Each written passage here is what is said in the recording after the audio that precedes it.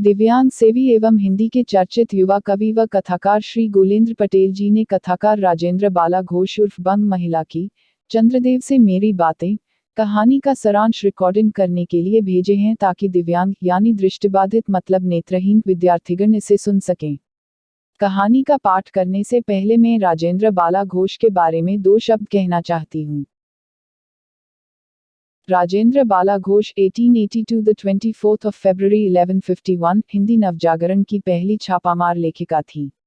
उन्होंने अपने आक्रामक लेखन द्वारा पुरुष सत्तात्मक समाज की चूलें ढीली कर दी। वे छद्माचार्यों द्वारा आरोपित चारित्रिक लांछनों से न टूटी और न घबराई बल्कि नए तेवर के साथ नारी मुक्ति की लड़ाई जारी रखी। नतीजतन स्त्री स्वतंत्रता की बहाली के लिए उनका लेखकीय अभियान फेमिनिस्ट आंदोलन का प्रथम अध्याय साबित हुआ। वे बंग महिला के छद्म नाम से लिखती थीं। राजेंद्र बाला घोष का जन्म 1882 में वाराणसी में हुआ था। आपके पिता का नाम रामप्रसन्न घोष तथा माताजी का नाम नीदरवासिनी घोष था। उनका परिवार वाराणसी का एक प्रतिष्ठित बंगाली परिवार था। आपके पूर्वज बंगाल से आकर वाराणसी में बस गए थे। बचपन में उन्हें रानी और चारुबाला के नाम से पुकारा जाता था। उन प्रारंभिक शिक्षा अपनी माताजी के संरक्षण में हुई। आपका विवाह पूर्णचंद्र देव के साथ हुआ था। आप एक साहित्यिक रुचि वाली महिला थीं। 1904 से 1917 तक बंग महिला की रचनाएं विभिन्न प्रतिष्ठित पत्रिकाओं में प्रकाशित होती रहीं। इसी बीच अपने 2 बच्चों के असमय निधन और 1916 में पति के देहांत से वे बुरी तरह टूट गईं। इन आघातों के कारण आपकी वाणी मौन हो गई और सृजन भी बंद हो गया। The 24th of February 1151 को मिर्जापुर में आपका देहांत हो गया। प्रमुख कृतियां हैं: चंद्रदेव से मेरी बातें 1904, कुंभ में छोटी बहू 1906, दुलाईवाली 1907, भाई बहन 1908, दलिया 1909। नोट: चंद्रदेव से मेरी बातें 1904, कुंभ में छोटी बहू 1906, दुलाईवाली 1907 में सरस्वती पत्रिका में प्रकाशित। भाई बहन 1908 में बाल प्रभाकर पत्रिका में प्रकाशित। दालिया 1909, हृदय परीक्षा 1915 में सरस्वती पत्रिका में प्रकाशित। समय न लेते हुए मैं कहानी का पाठ करती हूँ। कहानी का शीर्षक है चंद्रदेव से मेरी बातें। कहानी का सारांश सुनिए। भगवान चंद्रदेव, आपके कमलवत कोमल चरणों में इस दासी का अनेक बार प्रणाम। आज मैं आपसे 2-4 बातें करने की इच्छा रखती हूँ। देखो, सुनी अनसुनी सी मत कर जाना। अपने बड़प्पन की ओर ध्यान देना। अच्छा, कहती हूँ, सुनो। मैं सुनती हूँ, आप इस आकाश मंडल में चिरकाल से वास करते हैं। क्या यह बात सत्य है? यदि सत्य है, तो मैं अनुमान करती हूँ कि इस सृष्टि के साथ ही साथ अवश्य आपकी भी सृष्टि हुई होगी। तब तो आप ढेर दिन के पुराने, बूढ़े कहे जा सकते हैं। यह क्यों? क्या आपका डिपार्टमेंट महकमे में ट्रांसफर बदली होने का नियम नहीं है? क्या आपकी गवर्नमेंट पेंशन भी नहीं देती? बड़े खेद की बात है। यदि आप हमारी न्यायशीलता गवर्नमेंट के किसी विभाग में सर्विस नौकरी करते होते तो अब तक आपकी बहुत कुछ पदोन्नति हो गई होती और ऐसी पोस्ट पर रहकर भारत के कितने ही सुरम्य नगर, पर्वत, जंगल और झाड़ियों में भ्रमण करते। अंत में इस वृद्ध अवस्था में पेंशन प्राप्त कर काशी जैसे पुनीत और शांति धाम में बैठकर हरि नाम स्मरण करके अपना परलोक बनाते। यह हमारी बड़ी भारी भूल हुई। भगवान चंद्रदेव, क्षमा कीजिए, आप तो अमर है, आपको मृत्यु कहाँ, तब परलोक बनाना कैसा? ओहो, देवता भी अपनी जाति के कैसे पक्षपाती होते हैं। देखो न, चंद्रदेव को अमृत देकर उन्होंने अमर कर दिया, तब यदि मनुष्य होकर अंग्रेज अपने जाति वालों का पक्षपात करें तो आश्चर्य ही क्या है। अच्छा, यदि आपको अंग्रेज जाति की सेवा करना स्वीकार हो तो एक एप्लीकेशन निवेदन पत्र हमारे आधुनिक भारत प्रभु लॉर्ड कर्जन के पास भेज देवें। आशा है कि आपको आदरपूर्वक अवश्य आह्वान करेंगे, क्योंकि आप अधम भारतवासियों के भांति कृष्णों तो हैं ही नहीं, जो आपको अच्छी नौकरी देने में उनकी गौरांग जाति कुपित हो उठेगी। और फिर आप तो एक सुयोग्य, कार्यदक्ष, परिश्रमी, बहुदर्शी, कार्यकुशल और सरल स्वभाव महात्मा हैं। मैं विश्वास करती हूँ कि जब लॉर्ड कर्जन हमारे भारत के स्थायी भाग्य विधाता बनकर आवेंगे, तब आपको किसी कमीशन का मेंबर नहीं तो किसी मिशन में भर्ती करके वे अवश्य ही भेज देवेंगे, क्योंकि उनको कमीशन और मिशन दोनों ही अत्यंत प्रिय हैं। आपके चंद्रलोक में जो रीति और नीति सृष्टि के आदि काल में प्रचलित थे वे ही सब अब भी हैं। पर यहाँ तो इतना परिवर्तन हो गया है कि भूत और वर्तमान में आकाश पाताल का सा अंतर हो गया है। मैं अनुमान करती हूँ कि आपके नेत्रों की ज्योति भी कुछ अवश्य ही मंद पड़ गई होगी, क्योंकि आधुनिक भारत संतान लड़कपन से ही चश्मा धारण करने लगी है। इस कारण आप हमारे दीन हीन क्षीणप्रभ भारत को उतनी दूर से भलीभांति न देख सकते होंगे।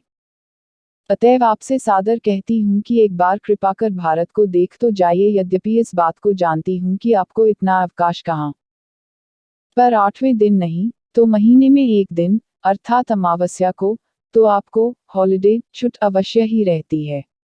यदि आप उस दिन चाहें तो भारत भ्रमण कर जा सकते हैं।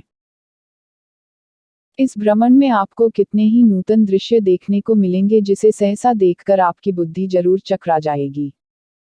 यदि आपसे सारे हिंदुस्तान का भ्रमण शीघ्रता के कारण न हो सके तो केवल राजधानी कलकत्ता को देख लेना तो अवश्य ही उचित है।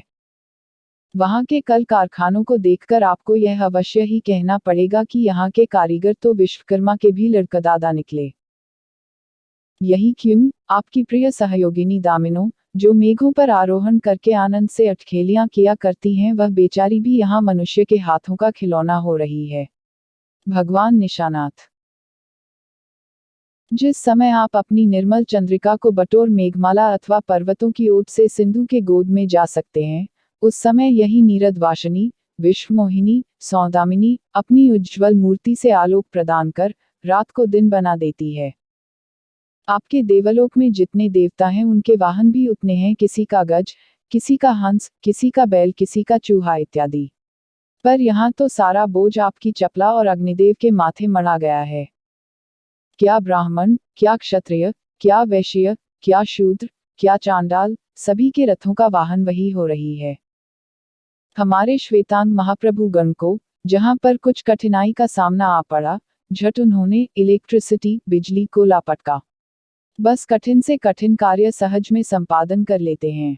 और हमारे यहाँ के उच्च शिक्षा प्राप्त युवक काठ के पुतलों की भांति मुंह ताकते रह जाते हैं। जिस व्योमवासिनी विद्युत देवी को स्पर्श तक करने का किसी व्यक्ति का साहस नहीं हो सकता, वही आज पराये घर में आश्रिता नारियों की भांति ऐसे दबाव में पड़ी है कि वह चूं तक नहीं कर सकती। क्या करें? बेचारी के भाग्य में विधाता ने दासी वृत्ति ही लिखा था।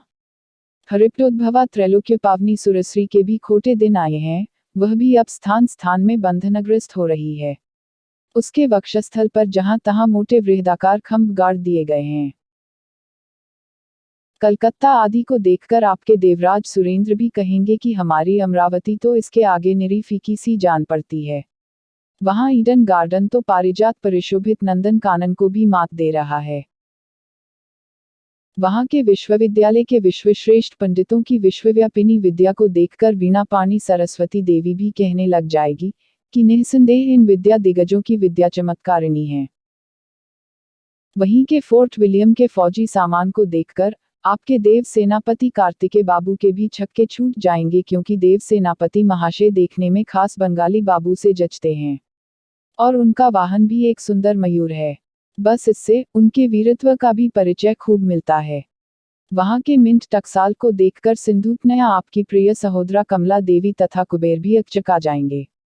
भगवान चंद्रदेव। इन्हीं सब विश्वम्योत्पादक अपूर्व दृश्यों का अवलोकन करने के हेतु आपको सादर निमंत्रित तथा सविनय आहूत करती हूँ। संभव है कि यहाँ आने से आपको अनेक लाभ भी हों। आप जो अनादिकाल से निज उज्ज्वल वपु में कलंक की कालिमा लेपन करके कलंकी शशांक, शशधर, शाशालांछन आदि उपाधि मालाओं से भूषित हो रहे हैं। सिंधु तनय होने पर भी जिस कालिमा को आप आज तक नहीं धो सके हैं, वहीं आजन्म कलंक शायद यहाँ के विज्ञानविद पंडितों की चेष्टा से छूट जाए। जब बंबई में स्वर्गीय महारानी विक्टोरिया देवी की प्रतिमूर्ति से काला दाग छुड़ाने में प्रोफेसर गज्जर महाशय फलीभूत हुए हैं, तब क्या आपके मुख की कालिमा छुड़ाने में वे फलीभूत न होंगे? शायद आप पर यह बात भी अभी तक विदित नहीं हुई कि आप और आपके स्वामी सूर्य भगवान पर जब हमारे भूमंडल की छाया पड़ती है, तभी आप लोगों पर ग्रहण लगता है। पर आपका तो अब तक वही पुराना विश्वास बना हुआ है कि जब कुटिल ग्रह राहु आपको निगल जाता है तभी ग्रहण होता है। पर ऐसा थोथा विश्वास करना आप लोगों की भारी भूल है। अतः हे देव, मैं विनय करती हूँ कि आप अपने हृदय से इस भ्रम को जड़ से उखाड़ कर फेंक दें। अब भारत में न तो आपके और न आपके स्वामी भुवन भास्कर सूर्य महाशय के ही वंशधरों का साम्राज्य है और न अब भारत की वह श्री श्यामला स्वर्ण प्रसूता मूर्ति ही है। अब तो आप लोगों के अज्ञात एक अन्य द्वीपवासी परम शक्तिमान गौरांग महाप्रभु इस सुविशाल भारतवर्ष का राज्य वैभव भोग रहे हैं। अब तक मैंने जिन बातों का वर्णन आपसे स्थूल रूप में किया वह सब इन्हीं विद्या विशारद गौरांग प्रभुओं के कृपा कटाक्ष का परिणाम है। यूं तो यहाँ प्रतिवर्ष पदवी दान के समय कितने ही राज्य विहीन राजाओं की सृष्टि हुआ करती है, पर आपके वंशधारों में जो 2-4 राजा महाराजा नाम मात्र के हैं भी, वे काठ के पुतलों की भांति हैं। जैसे उन्हें उनके रक्षक नचाते हैं, वैसे ही वे नाचते हैं। वे इतनी भी जानकारी नहीं रखते कि उनके राज्य में क्या हो रहा है, उनकी प्रजा दुखी है या सुखी।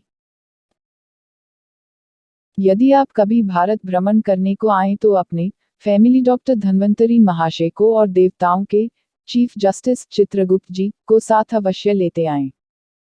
आशा है कि धन्वंतरी महाशय यहाँ के डॉक्टरों के सन्निकट चिकित्सा संबंधी बहुत कुछ शिक्षा का लाभ कर सकेंगे। यदि प्लेग महाराज ईश्वर न करे आपके चंद्रलोक या देवलोक में घुस पड़े तो वहां से उनको निकालना कुछ सहज बात न होगी। यहीं जब चिकित्सा शास्त्र के बड़े बड़े पारदर्शी उन पर विजय नहीं पा सकते, तब वहां आपके देवलोक में जड़ी बूटियों के प्रयोग से क्या होगा। यहाँ के इंडियन पीनल कोड की धाराओं को देखकर चित्रगुप्त जी महाराज अपने यहाँ की दंडविधि कानून को बहुत कुछ सुधार सकते हैं। और यदि बोझ न हो तो यहाँ से वे 2-4 टाइपराइटर भी खरीद ले जाए। जब प्लेग के अपार अनुग्रह से उनके ऑफिस में कार्य की अधिकता होवे, तब उससे उनकी राइटर्स बिल्डिंग के राइटर्स के काम में बहुत ही सुविधा और सहायता पहुंचेगी। वे लोग 2 दिन का काम 2 घंटे में कर डालेंगे। अच्छा, अब मैं आपसे विदा होती हूँ। मैंने तो आपसे इतनी बातें कही, पर खेद है, आपने उनके अनुकूल या प्रतिकूल एक बात का भी उत्तर न दिया। परंतु आपके इस मौनावलंबन को मैं स्वीकार का सूचक समझती हूँ। अच्छा, तो मेरी प्रार्थना को कबूल करके एक दफा यहाँ आइएगा जरूर। बंग महिला राजेंद्र बाला घोष सरस्वती 1904। चंद्रदेव से मेरी बातें कहानी का मुख्य बिंदु। चंद्रदेव से मेरी बातें कहानी पहले निबंध के रूप में 1904 के सरस्वती पत्रिका में प्रकाशित हुई थी। बाद में इसे कई पत्र पत्रिकाओं में कहानी के रूप में प्रकाशित किया गया। लक्ष्मी सागर वैष्णवी जी ने अपने निबंध नवनीत में लिखा है, चंद्रदेव से मेरी बातें कहानी नहीं एक निबंध है। यह पत्रात्मक शैली में लिखी पहली कहानी है जिस पर शिवशंभू के चिट्ठे निबंध का प्रभाव देखा जा सकता है। बंग महिला ने इस कहानी में अर्थनीति और राजनीति को केंद्र में रखकर तत्कालीन वायसराय लॉर्ड कर्जन और उसकी व्यवस्था पर व्यंग्य किया है। पदोन्नति के लिए सिफारिश और चाटुकारिता का वर्णन किया गया है। इसमें तत्कालीन समय के सामाजिक, राजनैतिक तथा आर्थिक समस्याओं का चित्रण है। बंगाल विभाजन सरकार के स्तर पर 1903 में शुरू हो चुकी थी और 1904 में तत्कालीन अंग्रेजी सरकार के द्वारा यह विचार जनता के सामने प्रकाशित हुआ था। बंग महिला ने बांग्ला साहित्य का हिंदी अनुवाद किया जो कई पत्र पत्रिकाओं में प्रकाशित हुआ। इस रचना में हिंदी, अंग्रेजी और हिंदी के तत्सम शब्दों की बहुलता है। इस कहानी में देश की बदहाल आर्थिक दशा और देश में फैली बेरोजगारी एवं नारी के साथ अमानवीय व्यवहार का भी जिक्र है। सन 1911 में नागरी प्रचारणी सभा वाराणसी से प्रकाशित उनकी पुस्तक कुसुम संग्रह में संकलित इस संग्रह का संपादन आचार्य रामचंद्र शुक्ल जी ने किया था। इस कहानी में लेखिका संवादात्मक शैली में चंद्रदेव से बातें करती है। कहानी में मुख्य 2 पात्र है भगवान चंद्रदेव और स्वयं लेखिका बंग महिला। धन्यवाद।